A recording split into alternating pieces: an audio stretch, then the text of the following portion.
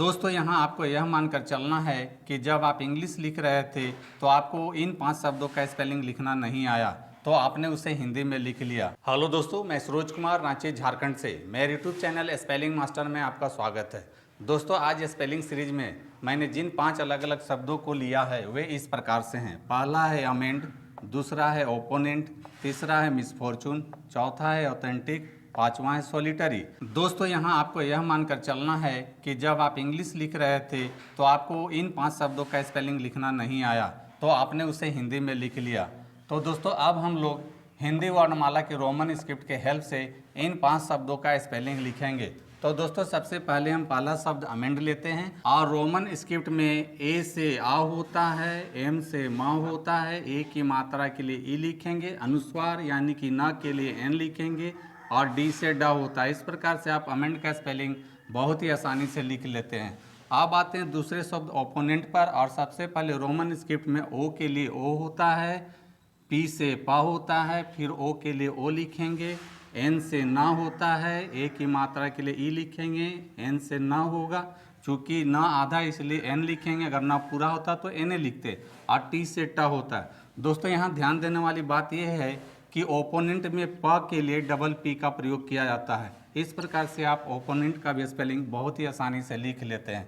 अब आते हैं तीसरे शब्द मिसफॉर्चून पर और सबसे पहले रोमन स्क्रिप्ट में एम से मा होता है, छोटी ई के लिए आई लिखेंगे, एस से सा होता है और फ के लिए दोस्तों पी एच और एफ का प्रयोग किया जाता है। तो दोस्तों यहाँ याद रखना है कि मिसफॉर्चून में फ के लिए एफ का प्रयोग किया जाता है, ओ की मात्रा के लिए ओ लिखेंगे, आर से र होता है और यहाँ ध्यान देना है कि रोमन स्क्रिप्ट में सी एच से चा होता है। लेकिन दोस्तों यहाँ आपको यही याद रखना है कि इंग्लिश में जब टी यू आता है तो उसको चा पढ़ा जाता है।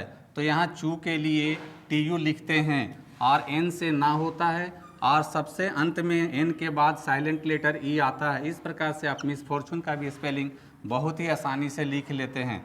अब आते हैं चौथे शब्द ऑथेंटिक पर और सबसे पहले रोमन स्क्रिप्ट में ओ के लिए ए यू लिखते हैं और टी एच से था होता है, ए की मात्रा के लिए ई लिखेंगे, एन से ना होता है, टी से ट लिखेंगे और छोटी ई के लिए आई लिखते हैं और सी से क होता है।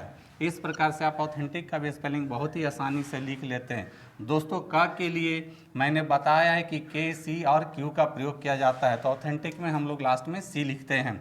अब आते हैं पांचवें शब्द सॉलिटरी पर और सबसे पहले रोमन स्क्रिप्ट में दंती सा के लिए एस लिखेंगे, ओ के लिए ओ होता है, एल से ला होता है, छोटी ई के लिए आई लिखेंगे और ट पूरा है इसलिए ट के लिए टी ए लिखते हैं, आर से र होता है और दोस्तों लास्ट में री के लिए आर आई होना चाहिए। लेकिन दोस्तों आपको यहाँ यही याद रखना है कि यहाँ री के लिए आर वाई लिखा जाता है, यानी अंत में वाई लिखा जाता है।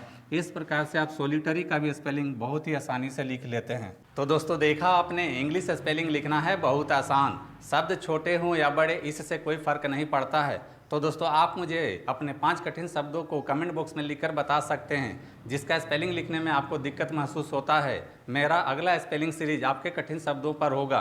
तो दोस्तों मेरी टीचिंग पसंद आती है तो मेरे वीडियो को लाइक, कमेंट और शेयर करें तथा ऐसे ही आसान और कठिन शब्दों का स्पेलिंग लिखना सीखने के लिए आप मेरे चैनल स्पेलिंग मास्टर को फॉलो, सब्सक्राइब जरूर करें। मिलते हैं नेक्स्ट वीडियो में। Thank you. दोस्तों वीडियो पसंद आए तो इस वीडियो को लाइक करें, शेयर करें और मेरे चैनल को सब्सक्राइब जरूर करें। Thank you.